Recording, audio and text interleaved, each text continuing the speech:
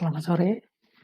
Pada kesempatan kali ini saya akan mencoba membahas tema bagian dari perilaku organisasi dan pengambilan keputusan.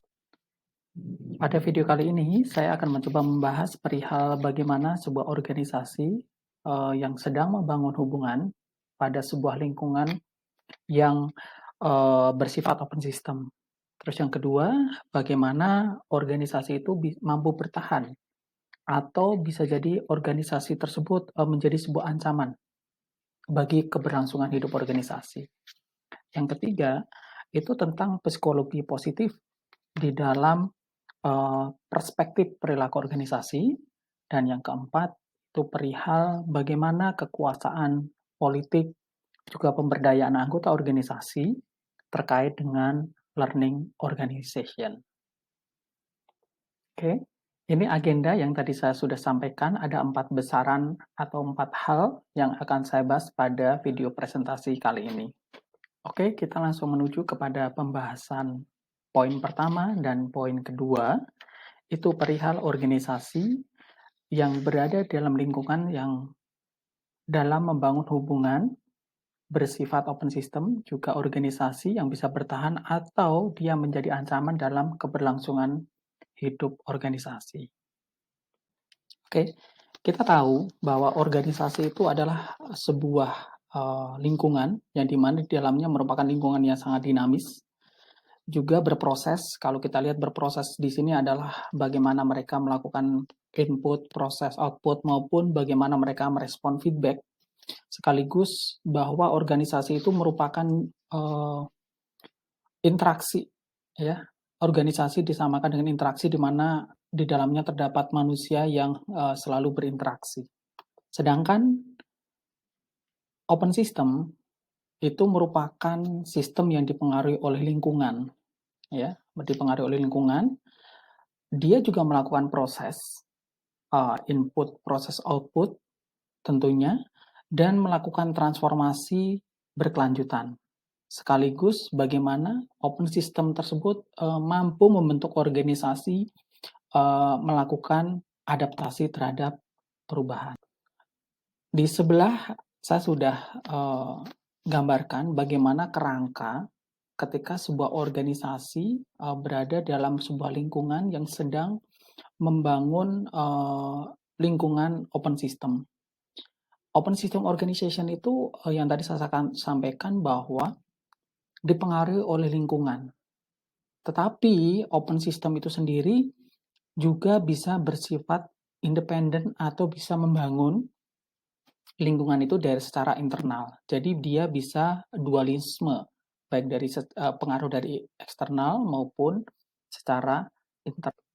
Dalam prosesnya bahwa organisasi open system ini diibaratkan sebagai sebuah organisasi atau sebagai organisme yang tumbuh pada sebuah media atau lingkungan yang tentu dia harus berusaha mempertahankan lingkungan tersebut agar dapat sustain atau bisa tumbuh, sehingga dia harus melakukan hubungan atau interaksi melalui input, melalui proses, melalui output, juga bagaimana harus melakukan respon terhadap feedback yang diterima atas output yang sudah dihasilkan.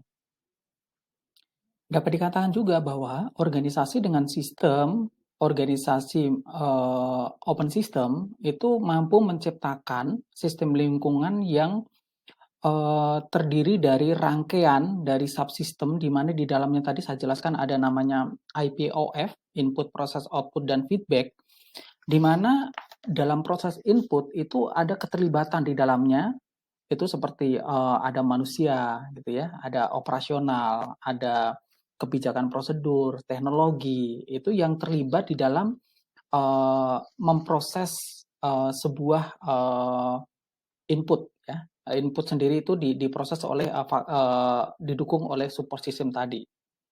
Berikutnya juga ada yang namanya proses. Nah, kalau di dalam proses itu sendiri setelah mendapatkan input, organisasi itu harus mampu memproses. Nah, untuk memproses ini perlu didukung adanya operasional, ada namanya teknologi juga gitu ya, ada namanya eee, kebijakan ya, itu ada juga keuangan gitu ya, bagaimana finansial mendukung dari sisi proses tersebut. Nah itu harus menjadikan satu kombinasi untuk memproses, atas, input yang diterima. Berikutnya untuk output sendiri, bahwa ketika input sudah dilakukan, proses sudah dilakukan, organisasi harus mampu men-generate output sesuai dengan tujuan perusahaan. Nah, biasanya kalau namanya generate atau, output ini sendiri itu bisa berupa, informasi ya, atau bisa juga berupa jasa, atau bisa juga benda atau barang yang memang harus buat itu untuk mencapai tujuan perusahaan. Akan tetapi bahwa organisasi open system ini juga mempunyai kelemahan. Kelemahannya apa? Ketika organisasi tersebut tidak menerima input, maka dia tidak bisa berproses atau tidak memproses sesuatu, yang akhirnya tidak akan menghasilkan output, akhirnya perusahaan tidak bisa, menghasilkan, keuntungan ya, keuntungan atau menghasilkan, sesuai dengan tujuan dari perusahaan.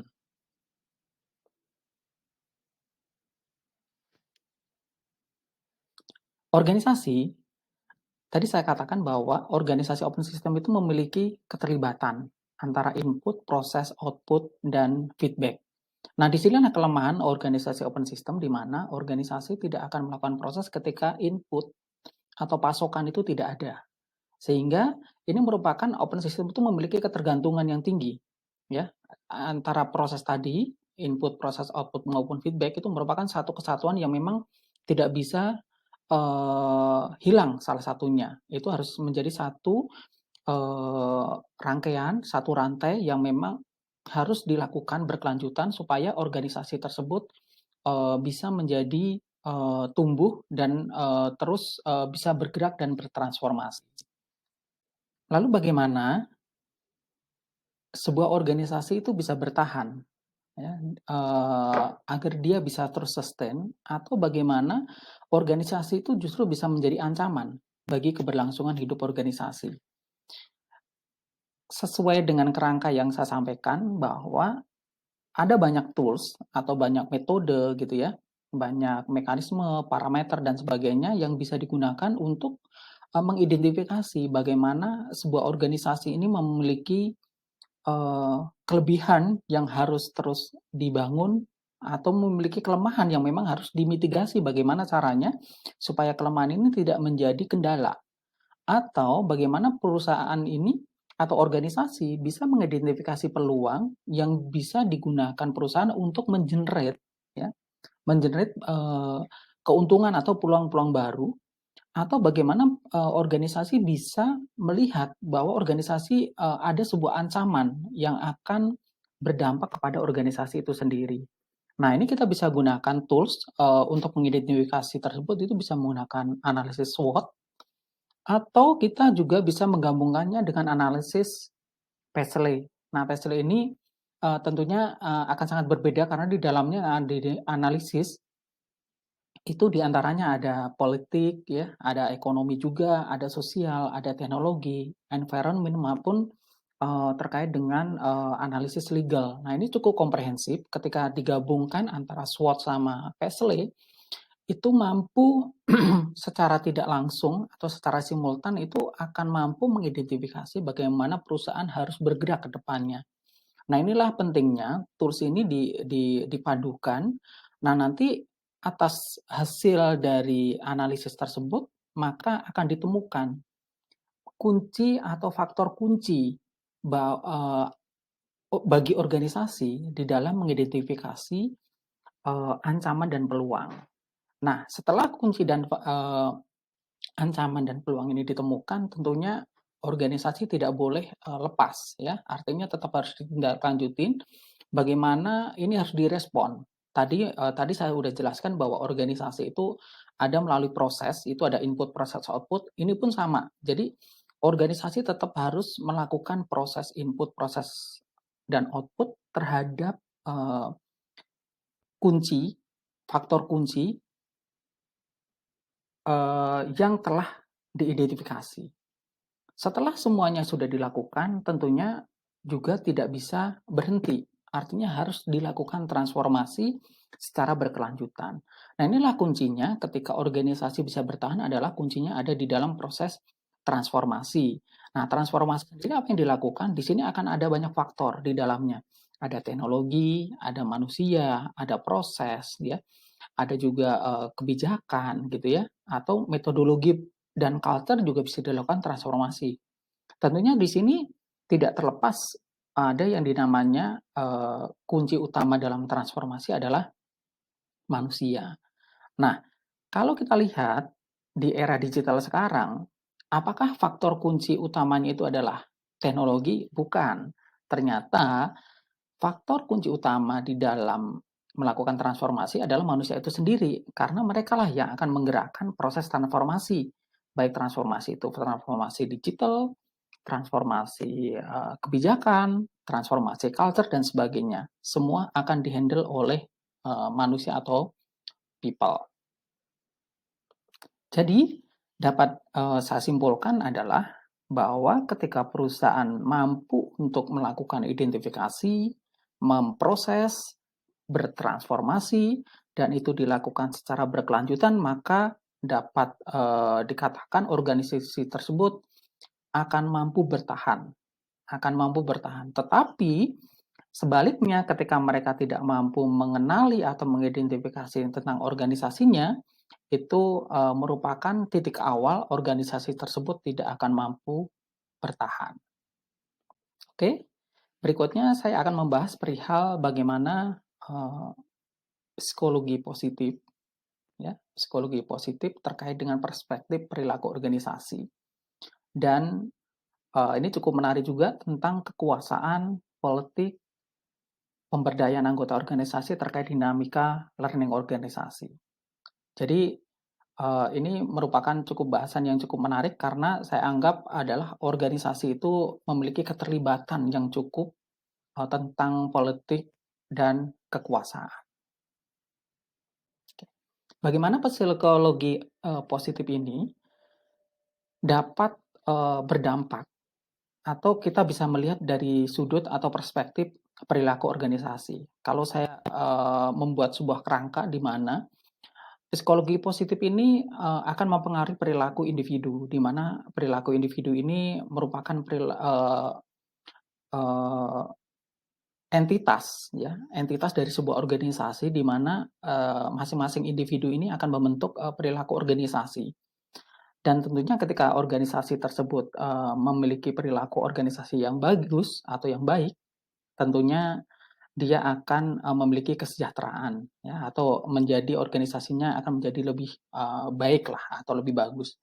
Nah, kalau kita lihat dari beberapa literatur, memang psikologi positif ini berhubungan dengan peran manusia, di mana memang kalau peran manusia itu kan sebagai unsur pembentuk dari sebuah organisasi, ini akan memberikan dampak, ya, memberikan dampak tadi saya jelaskan terhadap ujungnya adalah kesejahteraan organisasi. Nah, selain itu, psikologi positif juga secara tidak langsung itu adalah dia salah satu poinnya adalah membangun emosi positif dan berfokus pada kekuatan individu, di mana kekuatan individu ini terus dibangun dan terus diciptakan keterlibatan penuh dengan pekerjaan dan organisasi. Jadi fokusnya memang pada manusia pada kekuatannya dan dibangun emosi positif. Nah, ketiga unsur inilah yang akan membentuk perilaku organisasi menjadi organisasi yang positif. Jadi dapat dikatakan bahwa individu yang berperilaku positif, ya, individu berperilaku positif secara tidak langsung, bukan secara tidak langsung dan secara langsung, itu akan menyumbangkan citra positif kepada organisasi, di mana organisasi akan dipandang sebagai organisasi yang positif. Di sini pentingnya psikologi positif bagi organisasi supaya organisasi tersebut tumbuh dan berkembang menjadi organisasi yang positif. Oke. Selanjutnya tentang kekuasaan politik maupun pemberdayaan. Ini tentunya eh, 3 poin yang tidak bisa dilepaskan. 3 hal ini merupakan faktor pembentuk atau merupakan unsur di dalam sebuah organisasi. Kenapa? Bahwa organisasi itu merupakan kumpulan, tadi saya katakan merupakan kumpulan individu, di mana ketika individu sudah berkelompok, individu itu berkelompok di dalam sebuah organisasi, maka akan memunculkan namanya kekuasaan. Kenapa? Mereka akan muncul yang namanya leadership, ya, ada muncul namanya leadership. Ada yang namanya bagaimana harus membagi, ya, membagi peran. Kalau membagi peran itu istilahnya membagi kekuasaan. Bagaimana mereka bisa mempengaruhi satu sama dengan yang lainnya, gitu ya, ketika sudah tersedia kekuasaan, gitu ya. Terus bagaimana mereka memanage, gitu ya, memanage hubungan antar manusia itu sendiri, gitu ya. Lebih penting lagi adalah ketika mereka sudah berkumpul dalam sebuah organisasi dan terdapat kekuasaan adalah sebuah structure. Disitulah munculnya power. Ketika seseorang bisa menginfluence, bisa mendirect, itu akan memunculkan yang namanya individual power, ya, individual power, selain dari yang namanya kekuasaan secara organisasi. Lebih penting lagi adalah ketika organisasi sudah terbentuk, struktur sudah terbentuk, gitu ya, supaya kekuasaan tersebut tetap ada, maka perlu dilakukan yang namanya pemberdayaan. Nah, pemberdayaan di sini bisa dikatakan adalah bagaimana mengoptimalkan seluruh support system di dalam kekuasaan atau organisasi tersebut. Karena tanpa adanya pemberdayaan, maka kekuasaan hanya sekedar nama. Karena entitas dari support sistemnya tidak mampu dioptimalkan, sehingga kekuasaan akan melemah. Oke, terkait politik.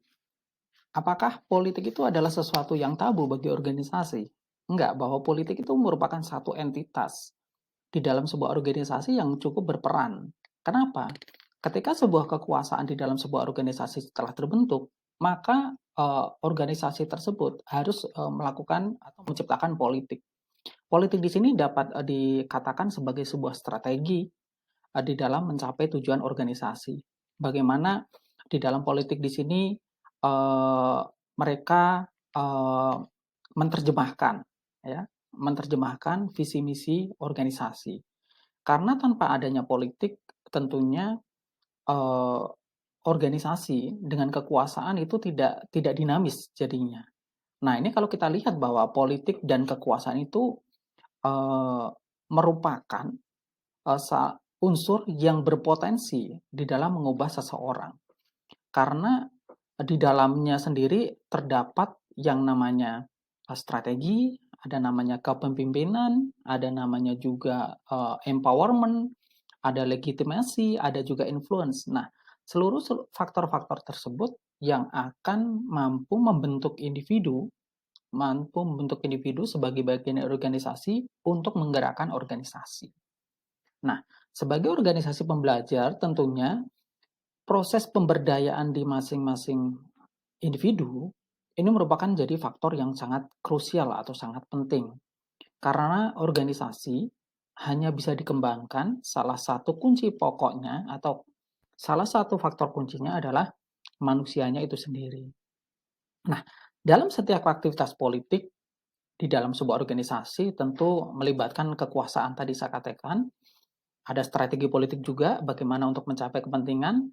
Tentunya aktivitas politik organisasi di sini adalah sesuatu yang natural, ya, sesuatu yang natural dan tentunya tetap harus memperhatikan etika di dalam pengelolaan organisasi.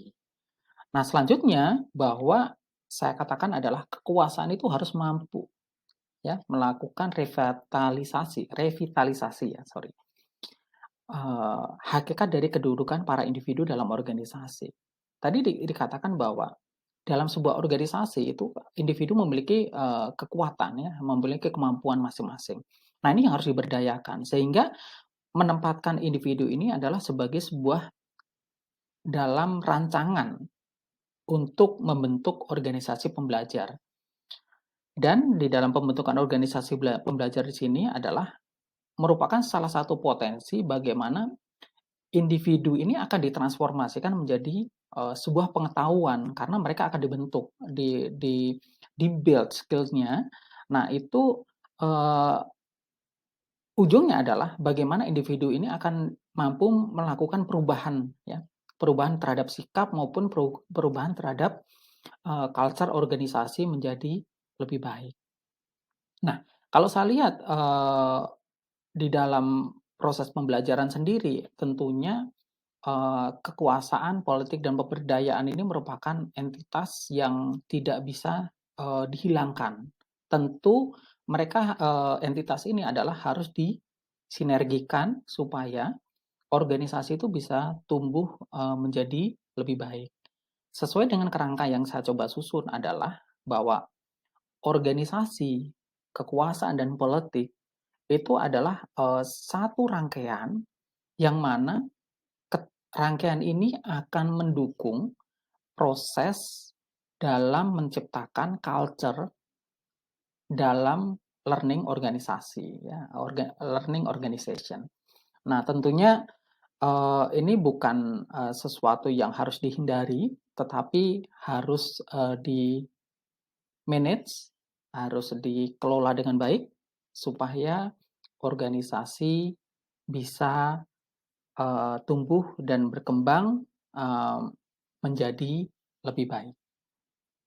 Oke, sebagai, hal yang juga nggak dilupakan, tentunya di dalam menyusun kerangka ini banyak sekali referensi yang saya gunakan, sehingga terbentuklah, eee, informasi mengenai, perilaku organisasi dan pengambilan keputusan ini terhadap 4 poin yang telah saya sampaikan tadi.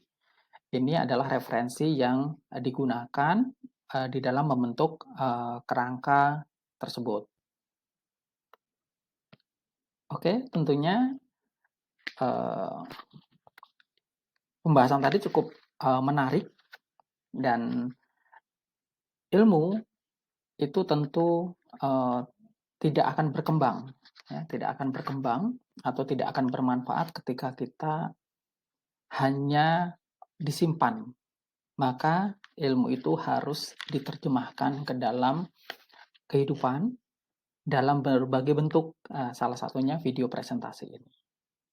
Oke, terima kasih telah, mengikuti, video presentasi ini. Semoga informasi yang saya sampaikan ini mampu memberikan gambaran atau memberikan insight baru bagi teman-teman dalam mempelajari atau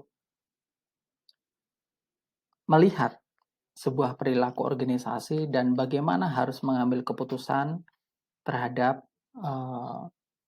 organisasi tersebut mau diarahkan kemana. Semangat selalu, sehat selalu. Terima kasih telah melihat video presentasi ini. Semangat.